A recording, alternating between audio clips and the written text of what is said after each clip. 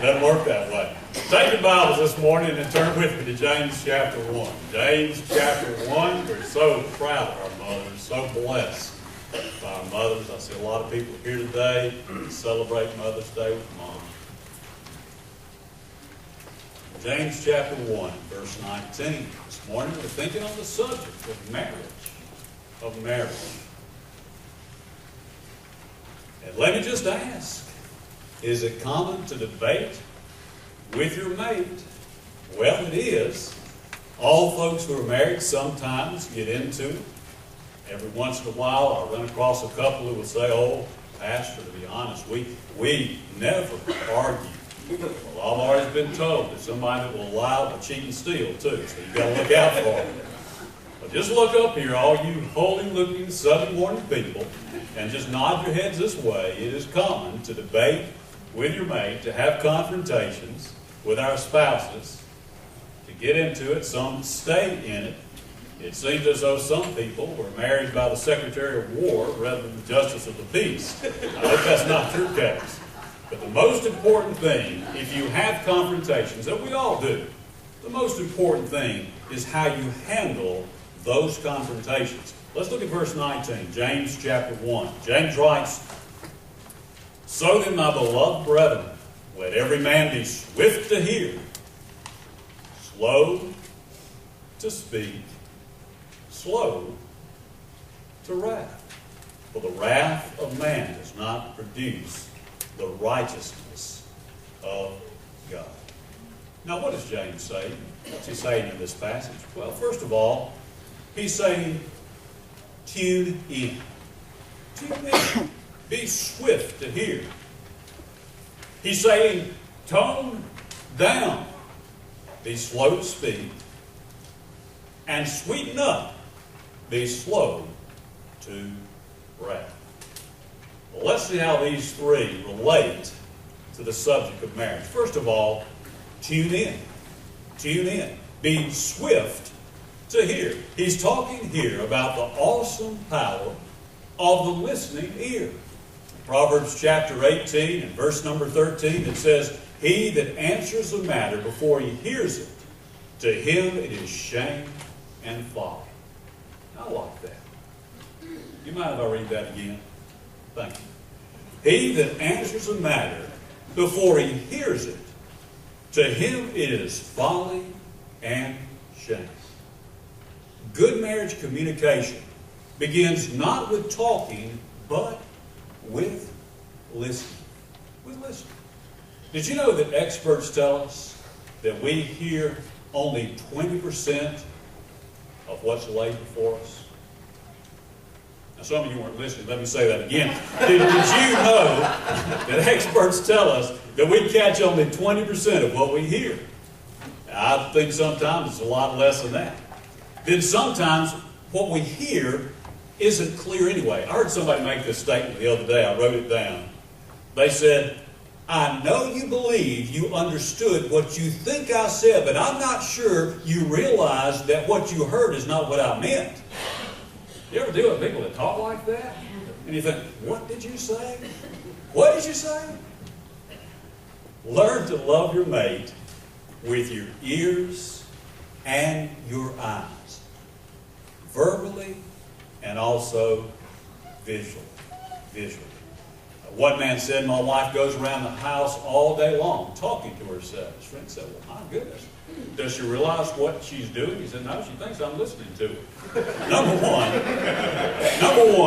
tune in. Be swift to hear. Be swift to hear. Number two, tone down. Tone down. Be slow to speak.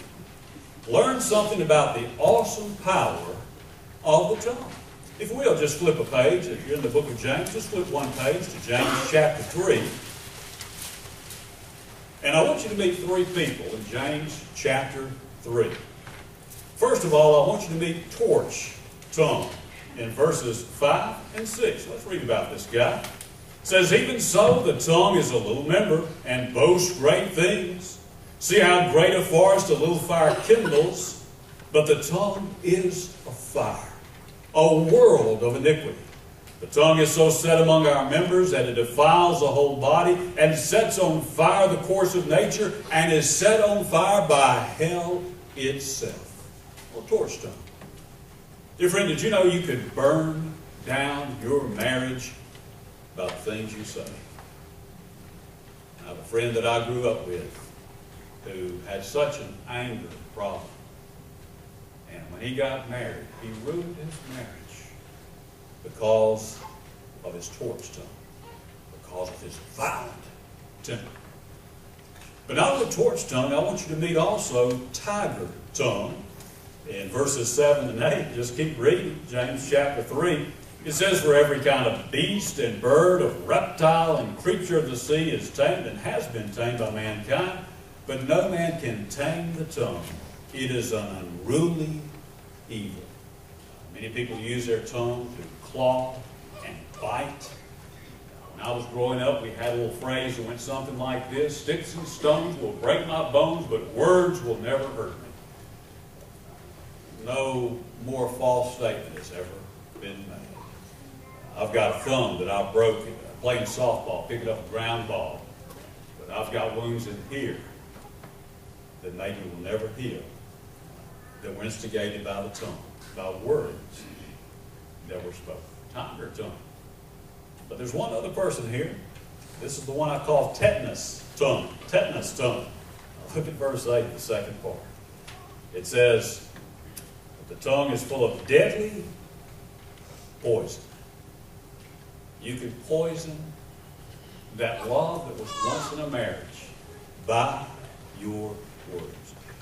I was reading something the other day about Winston Churchill and Lady Astor. They were always at odds with one another, and on one occasion, Lady Astor said to Winston Churchill, "If I were your wife, I'd put arsenic in your tea." To which Winston Churchill said, "Madam, I can assure you that if you were my wife, I would gladly drink it." On another occasion, Lady Astor said, "Churchill, you are drunk." And he said, "Madam, you are correct. I am drunk. And you are ugly. But tomorrow I will be sober and you will still be ugly." So Winston Churchill was the wrong person to get into a debate with. But they went back and forth. I hope that's not the way your marriage is. Did you know there's 7 deadly games that people play with their tongue? Let me give these to you this morning. See if you see yourself in any of these. 7 deadly games that people play when they get into confrontation. Number 1, the judge. The judge. A confrontation arises and one assumes the place of judge. And as judge, you blame and condemn and lay guilt. It is all your fault. You know what your problem is? By the way, it's a bad idea to begin a sentence with you. It's better to say I feel or I think. But so many people say you always or you never. Many times when confrontation occurs within a marriage, one assumes the place of judge. Here's another position that one might assume: the professor. The professor. Often there's one who likes to talk down to the other person. They act superior and lay out constant put-downs. That's so stupid. What a horrible thing to say. If you had an ounce of brain, you would understand. Or maybe something that's veiled, such as, you'll never understand because you're not a man. You'll never understand because you're not a woman. One man said, "I can't understand how God could have made you so beautiful and so stupid at the same time." She said, "Well, I can answer that. It made me so beautiful so you'd be attracted to me, and made me so stupid so I'd be attracted to you." You know, I hope your marriage is not like that. I hope your marriage is not like that. Sometimes one might assume the position of the psychologist. The psychologist. You know, they play Dr. Phil. Don't sit around and analyze your mate. Let me tell you why you said that. Yeah, you shouldn't do that. And do you know why you shouldn't do that? Because you don't know.